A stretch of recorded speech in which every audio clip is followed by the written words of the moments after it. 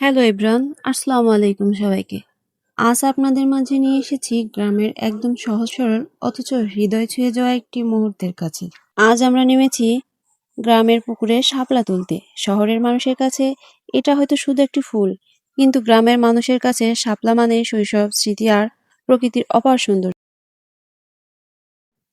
ছোটবেলায় কত যে সময় কেটেছে এই শাপলা তুলে তার কোনো হিসাব নেই।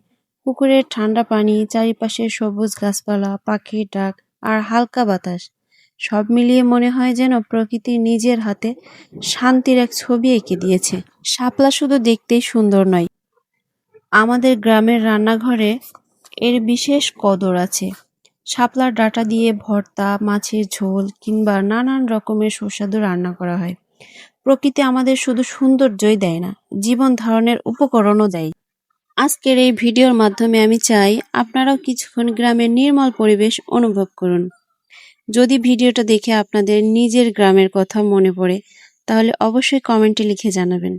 আপনারা ছোটবেলায় কখনো শাপলা তুলেছেন কিনা সেটাও জানাতে ভুলবেন না। আচ্ছা বলুন তো, শাপলাকে কেন আমাদের দেশের জাতীয় ফুল বলা হয়েছে? শাপলা আমাদের দেশের জাতীয় ফুল। এই ফুল আমাদের প্রাকৃতিক সংস্কৃতি আর গ্রামের সৌন্দর্যের প্রতীক।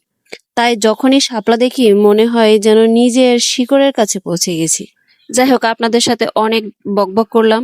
যারা এই যে শহরে থাকেন, আমি তাদের একটা কথাই সাজেস্ট করব, যারা ডিপ্রেশনে আছে, একবার হলেও গ্রামে আসেন। গ্রামে সবুজ প্রকৃতি, পুকুরের পাড়ে বসলে নিশ্চয়ই আপনার মন ভালো হবে এবং ডিপ্রেশন কেটে যাবে। গ্রাম আমাদের আসলে শান্তির একটা জায়গা। এখানে আসলে মানুষের মন এমনিতেই ভালো হয়ে যায়। এই যে পুকুরের ঘোলা পানিতে অনেকক্ষণ ধরে শাপলা তুললাম, কিছুটা তুলেছি। শাপলার ফুল থেকে যে ঢ্যাপ হয়, এটা কি আপনারা জানেন নাকি আমার থেকে প্রথম জানলেন? যাই হোক, শাপলা তোলা শেষ, দেখুন বাড়ি চলে আসছি। এখন ওই যে ঢ্যাপ, আমরা এটাকে ঢ্যাপ বলি, আপনারা কি বলেন অবশ্যই জানাবেন। শাপলার এটা থেকে কিন্তু বীজ হয়। তো এটা এখন আমি খেয়ে দেখাবো কেমন, দেখুন ছুলে নিলাম।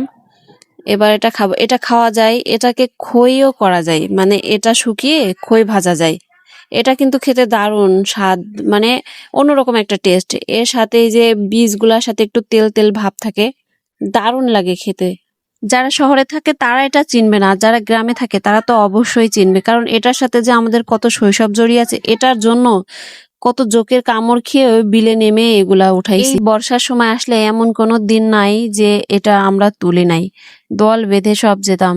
সেই কিছুক্ষণের জন্য সেই শৈশবে ফিরে গেছিলাম। ভিডিওটা ভালো লাগলে লাইক, কমেন্ট, শেয়ার করে পাশে থাকবেন। আল্লাহ হাফেজ।